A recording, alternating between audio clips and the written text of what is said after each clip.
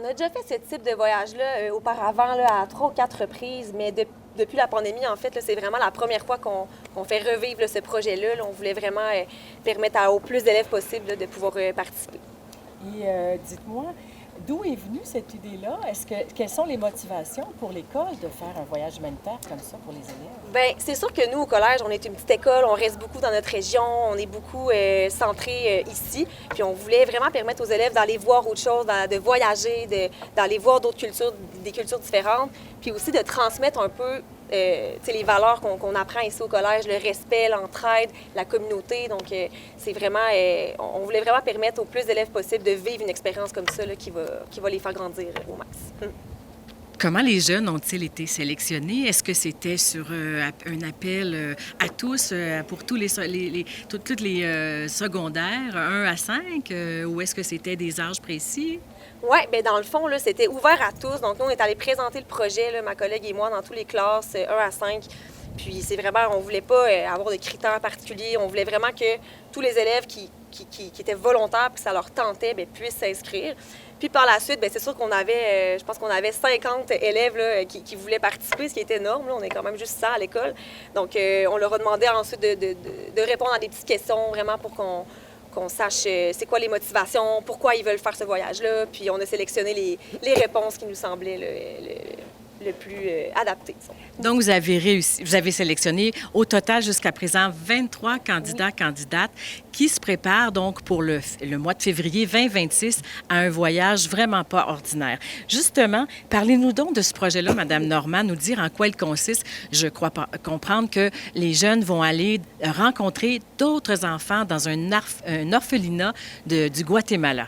Oui, exactement. Donc, on s'en va dans un orphelinat qui s'appelle Casa Shalom. Donc, c'est un orphelinat qui a été créé, qui a été construit, en fait, là, avant la guerre civile au Guatemala. Donc, on se retrouve avec des familles, des enfants qui sont seuls, qui n'ont pas de parents. Donc, nous, on va vraiment là pour les aider, oui, les enfants, mais aussi tout ce qui est infrastructure. Donc, on va vraiment créer un projet là-bas, selon les besoins de la communauté. Donc, ça se peut qu'on fasse de la peinture, des constructions, animer des activités avec les enfants. Ça va vraiment être un partage, en fait, là, avec eux. Là. On va leur ramener notre présence aussi, puis voilà. Et des échanges, j'imagine, avec les gens qui seront sur place, qui vous accueillent. Oui, évidemment. Donc, la communauté aussi va avoir, oui, les enfants, mais aussi les membres du personnel qui travaillent là. Donc, on va pouvoir vraiment avoir des belles discussions, échanger sur nos cultures différentes, voilà. Et vous allez de combien d'adultes encadrant ce projet-là, là-bas, sur place? On va être 4 adultes. Donc, on est 3 là, personnes qui viennent du collège. Puis, on a le conjoint, dans le fond, d'une de mes collègues là, qui vient faire un montage vidéo. Donc, lui, il va prendre plein de photos, de vidéos de notre expérience, des captures, exactement. Puis, on va pouvoir partager ça sur nos réseaux. Vous allez pouvoir, dans le fond, nous suivre là, tout au long des semaines qu'on va être là. Il va pouvoir partager ça. Donc, vous allez produire du matériel avec les jeunes d'ici et de là-bas pour nous présenter là, les aventures qu'ils vivent au moment, pendant 2 semaines, là, ce voyage. Oui, exactement, 2 semaines. Et avez-vous des commanditaires qui viennent soutenir? Parce qu'on sait sûr que les parents, les enfants, donc, vont fournir un certain montant là, pour réaliser ce voyage-là. Mais en dehors de ça, l'école aussi participe. Mais est-ce que vous avez d'autres sources de financement, Madame Normand, pour appuyer la démarche, la belle démarche? Oui, bien c'est ça. Évidemment, là, les parents et les enfants s'impliquent. Puis sinon, bien, on est toujours à la recherche là, de commanditaires, de partenaires. Nous, on fait affaire là, avec déjà quelques entreprises, quelques organismes là, du coin là, qui nous appuient financièrement. Mais on n'en a jamais trop. Puis sinon, on fait aussi plusieurs activités là, de financement avec les élèves. Donc, on a un souper spaghetti qui s'en vient bientôt. On a des collectes de fonds aussi sur les réseaux sociaux, des ventes de bûches de Noël. Donc, plein d'activités comme ça là, aussi qui nous permettent de ramasser des sous. Mais c'est sûr que ça reste quand même un gros montant puis qu'on veut aider les familles le plus possible. Alors, j'inviterai plus tard là, les organisations et les entreprises qui veulent peut-être contribuer à soutenir cette démarche. Mais en attendant, je vais passer le micro à nos deux des élèves qui seront présentes pour cette belle aventure. Je vais commencer par toi, Kimberly. Alors, moi, Kimberly, je suis vraiment intriguée. C'est quand même 2 semaines. Pourquoi t'es inscrit à ce projet-là? Qu'est-ce qui te passionnait ou te motivait? Bien, moi, c'est aussi pour représenter le collège, parce qu'au collège, on a vraiment des belles valeurs, puis la valeur principale, c'est l'entraide. Fait que je me suis dit que pour bien représenter le collège, j'aurais pu aller aider là-bas. Puis aussi pour apprendre leur culture, puis partager la nôtre. parce que c'est pas pareil qu'ici, puis ça va nous mettre un peu hors de notre zone de confort, puis ça va être intéressant. Et toi, Charlotte, pourquoi t'es inscrite à ce projet-là? Ben, c'est surtout que je voulais m'inscrire pour découvrir les autres modes de vie des enfants dans les autres endroits du monde. Puis surtout pour aider les enfants là-bas. Les enfants orphelins, finalement. Ouais, puis aussi pour sortir de ma zone de confort que je suis habituée ici. Et comment tu te sens par rapport à ça, justement? Est-ce que tu as peur? Est-ce que c'est quelque chose qui te rend nerveuse, un voyage dans l'inconnu comme ça? Ben, je suis un peu nerveuse, mais en même temps, je me dis que je vais découvrir des nouvelles affaires là-bas. Puis ça va être amusant, puis tout. L'expérience est plus intéressante, finalement, que le stress que ça peut générer. Ouais. Pour toi, Kimberly, est-ce que tu peux me dire comment tu te sens vis-à-vis de ce projet-là? L'excitation, certainement, mais une petite crainte. Est-ce que ça va être la première fois que tu quittes 2 semaines le giron familial? Oui, puis ça va être la première fois que je prends l'avion, fait que c'est sûr que j'ai une petite crainte à propos de l'avion, mais je suis sûre que tout va bien aller puis que je vais triper ma vie là-bas. Et pour te faire comprendre, je pense que là-bas, la langue, c'est l'espagnol. J'ai cru entendre que vous aviez déjà un petit peu de cours préparatoires à l'espagnol. Oui, et puis aussi, on utilise Duolingo. C'est comme une application qui nous aide à apprendre la langue. Puis c'est ça. OK. Puis toi, Charlotte, est-ce que tu sais parler espagnol un petit peu? Ben, j'essaie d'apprendre un peu aussi avec Duolingo, mais à date, ça avance un peu. Mais j'essaie de trouver le temps d'en faire aussi un peu. Oui, avec les études, tout ça, hein? C'est pas évident de prendre une deuxième langue. Peut-être les mots de base, là, comme bonjour, merci, c'est gentil, etc.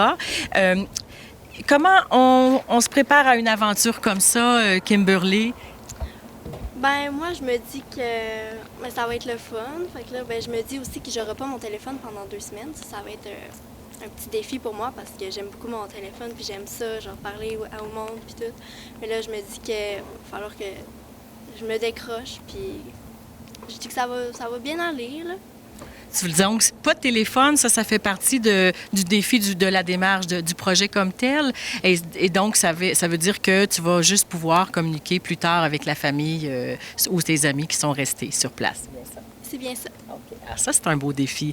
Et puis toi, Charlotte, comment tu te prépares pour cette aventure-là? Ben, je vais essayer de garder ma santé en main pour pouvoir aller au voyage.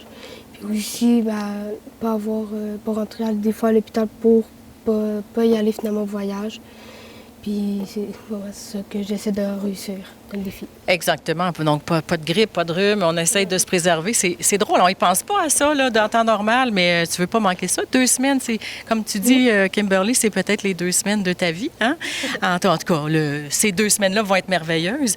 Et ma dernière question pour vous, les filles, est-ce que vous avez hâte de rencontrer d'autres enfants là-bas au Guatemala? Je vais commencer par toi, Charlotte. Ben oui, j'ai hâte de découvrir les autres enfants pour voir genre vraiment les modes de vie qu'ils ont comparé à nous, pour voir ce qu'ils font de leur journée, ce qu'ils font de leur soirée, comparé à nous que de temps en temps on fait toujours les mêmes choses, puis voir si eux ils font toujours les mêmes choses ou ils font d'autres affaires différentes chaque soir. Et toi, qui tu es toi, qu'est-ce que tu penses que tu peux apporter, une de tes qualités que tu vas pouvoir transmettre là-bas ou partager? Je sais pas tant ce que je pourrais rapporter là-bas. Il y en a, c'est certain. Là, je te prends par surprise. Tu as le temps d'y penser. Je vais aller voir Kimberly. Kimberly, donc, de rencontrer d'autres enfants, d'autres adolescents là-bas, comment ça se passe pour toi? Est-ce que tu as hâte de cette rencontre? Oui, parce que j'ai hâte de voir leur façon de communiquer, parce que ici, notre façon de communiquer est vraiment directe. Fait que j'ai envie de voir comment eux, ils gèrent leurs relations entre eux. Fait que j'ai hâte de voir comment ils communiquent. C'est une excellente question qu'on ne se pose pas. Hein? Quand on arrive dans un pays, on n'a pas la même culture, on n'a pas les mêmes règles sociales. Et si je te prends par surprise, toi aussi, et puis que je te dis, si tu avais, puis je vais revenir avec Charlotte, tu as le temps d'y penser, une qualité que tu pourras partager ou une de tes forces là-bas, là, spontanément, ça se pourrait être quoi? Je pense la communication, parce que moi, je vais plus prendre mon temps avec les gens qui veulent pas trop parler puis qui sont plus dans leur bulle, puis je vais persévérer pour les faire parler puis s'intégrer à nous. Merci beaucoup, Kimberly. Charlotte? Moi, je pense que je vais plutôt essayer de les faire sourire par leur journée, parce que moi, mon but dans la journée, c'est toujours faire sourire mes amis pour qu'ils se sentent bien. Fait que je pense que je vais essayer de faire la même affaire là-bas. Donc, de créer un sentiment de confort auprès de ces jeunes-là. Mesdames, merci infiniment pour cette entrevue. Alors, je vais faire un appel à tous nos contributeurs de la Côte-de-Beaupré pour venir partager s'ils ont des contributions qu'ils veulent faire pour ce beau voyage prévu fin février au Guatemala avec 23 jeunes du Collège des Hauts-Sommets. Merci beaucoup, Madame Normand, de votre temps avec nous. Et puis, je vous souhaite un très beau voyage. On a hâte de vous lire. Faites-nous connaître les adresses là, pour voir les aventures sur Facebook ou en tout cas sur un site web. Super, merci beaucoup à vous.